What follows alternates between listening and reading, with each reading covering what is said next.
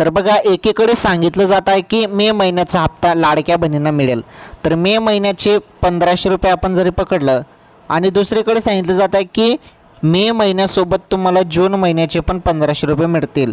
1500 जूनचे पण पकडा, किती झाले 3000 रुपये. मग लाडक्या बहिणींना 3000 रुपये मिळेल का, हा एक सवाल आहे. तर बघा, जास्त उशीर लागला तर मग तुम्हाला मे महिन्याचे 1500 रुपये पण आणि जून महिन्याचे 1500 रुपये पण, टोटल 3000 रुपये तुम्हाला मिळतील बहिणींनो. ही सर्वात मोठी आनंदाची अपडेट आहे.